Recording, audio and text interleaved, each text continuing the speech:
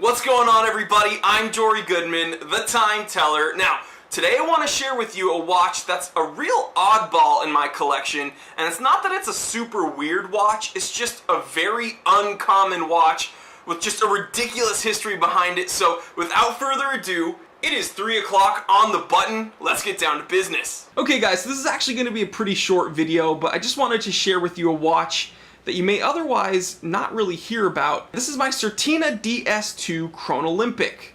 So this watch, this particular reference number I should say, 8501800, came out in 1970 and it lasted all the way to 1974, but right when this came out, Certina gave 5 of these to a small team of Japanese climbers who then went to Mount Everest, climbed up 8,000 meters, and then one of them thought that it would be a good idea to put skis on and ski down the side of Mount fucking Everest with one of these on his wrists. Now, it ended up pretty much how you'd imagine. He ended up falling and tumbling around and injuring himself terribly, but he didn't die. And he definitely didn't learn his lesson either, because in 2003, he went back to Mount Everest and actually broke a record for being the oldest man to climb Mount Everest. Now, that guy's name was Yoshiro Mura.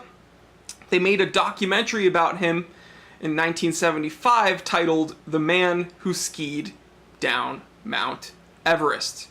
Very badass dude. Very badass watch. Some specs for you guys. This is a 42.5 millimeter case. It's got the Valjoux 726 hand wind movement. If you look in the back here, it's got Certina's turtle logo. I'm gonna focus this up for you. There's just a ton of stuff to look at on this piece.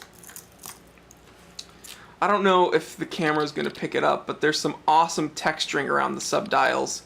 Looks like little spiral grooves. I love the red accents. It is a chronograph, obviously.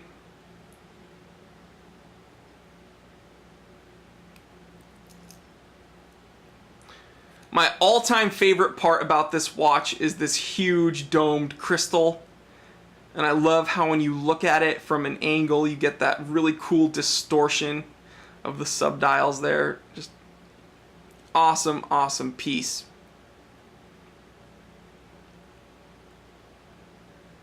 One thing that makes this watch very, very special to me is this watch was actually given to my dad when he graduated college, and it has since been passed down to me. So I'm very honored to own it. Alright guys, well thanks so much for sticking around and learning a little bit about the Certina DS2 Chronolympic with me. Well, I hope that if you take one thing away from this video, it's that there's so much to learn about watches, not just the specs or the technical details, but the actual history and the people that have worn them. That's what makes watch collecting so much fun. So do your research, read something, and share it with me. Alright, you can send me a message here, leave me a comment. You can find me on Instagram at The Simple Consultant. Please like, comment, and subscribe. Share this with other watch enthusiasts, people that you think would be interested in this. I'm Jory Goodman, the Time Teller, and always remember, guys, I didn't invent time. I just tell it.